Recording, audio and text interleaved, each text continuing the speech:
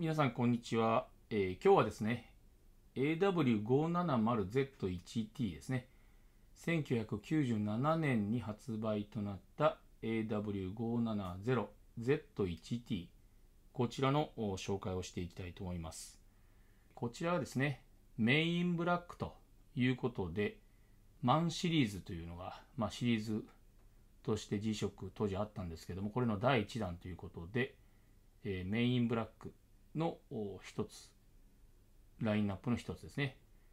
マッドマンということで、アナログとデジタルの機能を持ったですね、マッドマンということで、当時非常に人気があったモデルになります。メインブラックのラインナップというのは、全部で5つのモデルがラインナップされたんですけども、そのうちの1つがこのアナログとデジタルの時計の機能を有した、マッドレジスト構造ですね。マッドマンということで、ここのボタンのところですね。押しボタンのところがすべて、ベゼルでガードされているマッドマンということで発売になりました。全部で5つのラインナップだったんですけども、このメインブラックというのはですね、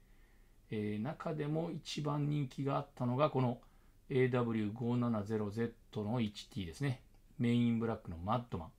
アナログとデジタルの表示があるマッドマンだったと記憶しています。で、同じ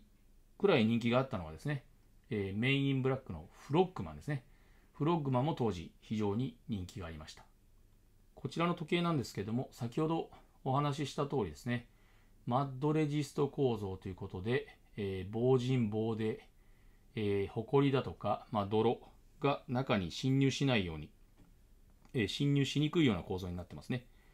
ボタンのところに泥が噛まないように、このようにですね、泥が入らない、ホコリが入らないような構造になってますね。で、この構造はですね、もうかなり前から G-SHOCK では取り入れられてまして、私のこの紹介動画の中でも DW の5500というものがあったと思うんですけども、そういったものがですね、初代のその DW の5500というのがですね、マッドマンの構造を取り入れていたと。1985年、1980年代に発売になったマッドレジスト構造の、G-SHOCK なんですけども、当時は発売当初はあまり人気がなかったように、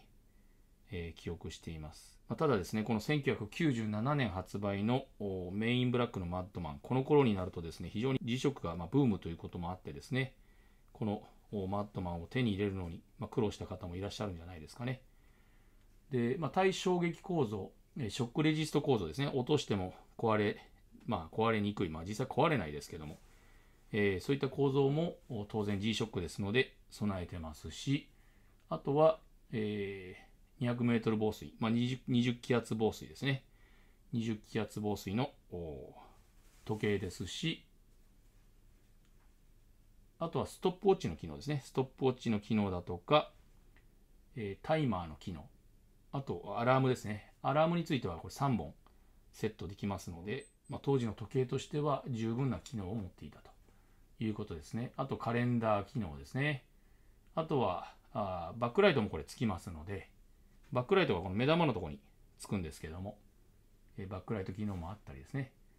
非常に人気のあったモデルになります。で、この裏蓋ですね、裏蓋の方を見ますと、このような裏蓋になってます。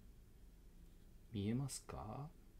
モジュール番号が1700ですね。AW の570ということで、ジャパン Y ということで、刻印が入ってます。ステンレススチールバッグですね。で、1998年、1年後ぐらいにですね、これの、ガウスマンという同じような、見た目をした時計で、ガウスマンというものが、数量限定で発売になりまして、海外モデルだとかいう、噂がありましたけども、そういったものも後から出てきたりするほどの人気の時計でした。で、裏蓋にはこのモグラの刻印ですね、マッドマンということで、ショックレジストということで、刻印がありますね。で、この文字盤にも同じくモグラのイラストがあるということで、当時は非常に人気のあったモデルですね。で、今はですね、市場で出回っているものを見るとですね、このボタンをガードしているこの、ドレジスト構造のここの樹脂の部分が割れていたりですね、この辺りにクラックが、この時計のですね、この辺りにクラックが入ってしまって、ベゼルが崩壊しているものがほとんどのように思います。あと、この時計のですね、電池交換を怠っていますと、